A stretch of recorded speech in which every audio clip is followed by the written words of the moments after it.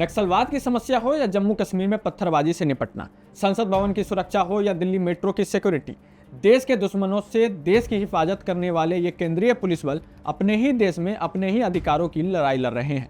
इन केंद्रीय बलों का आरोप है कि सरकार उनके अधिकार उन्हें नहीं दे रही, यहाँ तक कि कोर्ट के आदेश के बावजूद नहीं दे रही।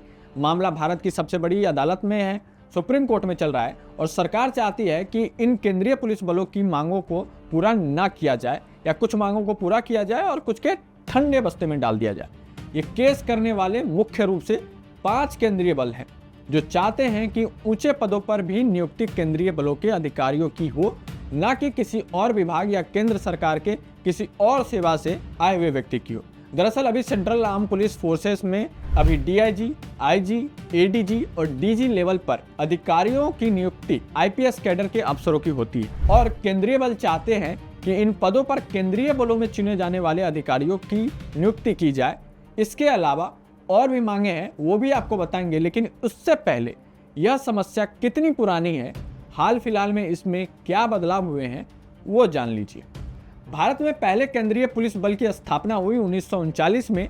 अंग्रेजों के समय में ये वो दौर था जब रियासतों के पास टैक्स वसूलने की जिम्मेदारी तो थी, लेकिन वो टैक्स का पैसा ब्रिटिश सरकार तक पहुंचने से पहले ही लूट लिया जाता था। तब अंग्रेजों ने एक पुलिस बल का गठन किया जिसका नाम दिया गया क्राउन रिप्रेजेंटेटिव पुलिस यानी सीआरपी। इस पुलिस फोर्स में अंग्रेज अफसर ही उच्च पदों पर आसीन होते और निचले पदों पर भारतीय होते थे।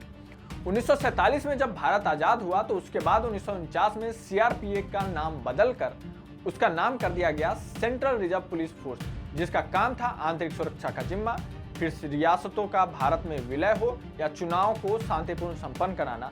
सीआरपीएफ हर जगह आपको नजर आई। कुछ और भी केंद्रीय बल हैं जो अलग अलग काम करते हैं। जैसे 1962 में भारत ने आईटीबीपी बनाई जिसका काम तिब्बत से लगी सीमा की सुरक्षा है। 1963 में एसएसबी बनी जो नेपाल से सटी सीमा पर मुस्तैद रहती है। 1965 में गठन हुआ बीएसएफ का जो जम्मू से लेकर गुजरात तक और पूर्वोत्तर भारत में सीमाओं की हिफाजत करता है। 1969 में सीआरपीएफ का गठन किया गया जिसकी जिम्मेदारी इंडस्ट्री और कुछ अहम संस्थानों की सुरक्षा देना है। दिल्ली मेट्रो और भारत के नए संसद भवन की सुरक्षा की जिम्मेदारी अभी सीआईएसएफ के कंधों पर ही है। अब क्योंकि सीआरपी का गठन अंग्रेजों के दौर में हुआ तो आज भी वही रवायत चल रही है। 1960 के दशक तक सीआरपी में उच्च पदों पर आर्मी के अफसरों की तैनाती होती थी। धीरे धीरे उच्च पदों पर आईपीएस अफसरों की तैनाती होने लगी और अब पूरी तरह उच्च पदों पर आईपीएस अफसर ही तैनात होते हैं। मसलन इन सुरक्षा बलों के डीजी, एडीजी, आईजी और डीआईजी जैसे पदों पर आईपीएस अफसर तैनात रहते हैं। कुछ मामलों में डीआईजी पद तक सीआरपीएफ के अफसर पहुंच जाते हैं, लेकिन ऐसा कुछ ही मामलों में होता है। सीआरपीएफ में हर साल अफसर लेवल पर भर्ती के लिए संघ लोक सेवा आयोग परीक्षा कराता है।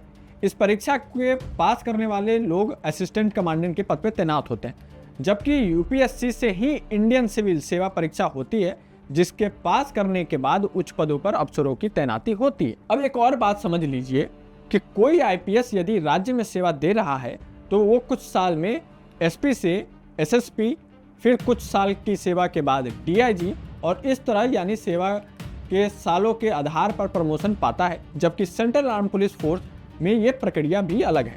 यहाँ प्रमोशन वैकेंसी के आधार पर होता है, यानी जब पोजीशन खाली होगी तभी प्रमोशन मिलेगा। कई बार तो ऐसा होता है कि 10-12 साल तक भी असिस्टेंट कमांडेंट ही बने रह जाते हैं। ना पद बढ़ता है और ना ही सैलरी और ना ही भत्ते बढ़ते हैं। डीआईजी रैंक पर पहुंचने वाले अफसरों में 18% आईपीएस होते हैं, 2% अफसर अब भी इंडियन आर्मी से होते हैं। अब इन केंद्रीय बलों की मांग है कि एक असिस्टेंट कमांडेंट को ही उच्च पदों तक भेजा जाए, क्योंकि वो इन केंद्रीय बलों का स्ट्रक्चर देखकर आते हैं और उन्हें कार्यशैली और समस्याओं के बारे में समझ होती है और वो जानते हैं। 2006 में भारत में 6वां वेतन आयोग लागू हुआ और उसके मुताबिक यदि पद ना भी बढ़े तब भी कर्मचारी का वेतन और भत्ते में बढ़ोतरी होती रही है, जो कि केंद्रीय पुलिस बलों पर लागू नहीं हुआ। हालांकि 2012 में केंद्र सरकार के फैसले के खिलाफ ये केंद्रीय बल दिल्ली हाई कोर्ट गए और 2015 में दिल्ली हाई कोर्ट ने इन केंद्रीय बलों को सभी लाभ देने का आदेश दे दिया। फिर 5 फरवरी 2019 को सुप्रीम कोर्ट ने भी हाई कोर्ट के फैसले को बरकरार रखा। इसके बाद 3 जुलाई 2019 को सीआरपीएफ को ऑर्गेनाइज सर्विसेज मान लिया गया, लेकिन सीआरपीएफ का आरोप है कि ये मान तो लिया गया लेकिन इसका कोई लाभ नहीं दिया जाता।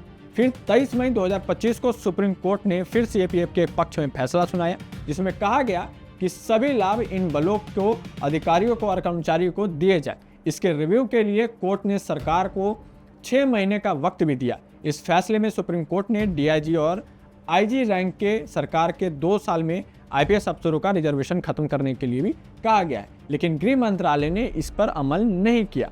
इसके बाद 2016 बैच के आईपीएस अफसर शाश्वत कुमार को एसएसबी का कमांडेंट बना दिया गया। ऐसे ही नियुक्तियों का विरोध केंद्रीय पुलिस बल कर रही है। अब 12 जुलाई को इस मामले में सरकार ने सुप्रीम कोर्ट में रिव्यू पिटीशन दाखिल कर दी है, जबकि केंद्रीय पुलिस बल इस मामले में गृह मंत्रालय और प्रधानमंत्री से हस्तक्षेप की मांग कर रहे हैं। अब सरकार एनएसजी में भी आईपीएस अफसरों की नियुक्ति करने का विचार कर रही है।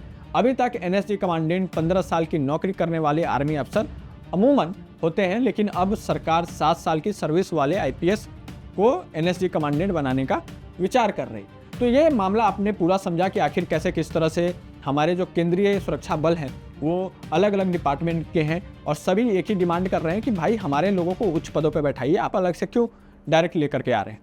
तो ये सारा मामला है। इस मामले पे बहुत कम चर्चा की जा रही है, लेकिन अनकोट मीडिया हमारे सेना, हमारे सुरक्षा बलों की रिस्पेक्ट करती है और हम उनके इन सभी मुद्दों को प्रखर रूप से आम लोगों के बीच रखना चाहते थे, इसलिए ये खबर दिखाई गई है। आपको ये वीडियो लगा तो अपने सभी उस आर्मी की तैयारी करने वाले दोस्तों को, अपने उन परिवार के सदस्यों को जो सेना में हैं उनको भेजिए और इस वीडियो को अधिक से अधिक लोगों तक शेयर कीजिए, सपोर्ट कीजिए।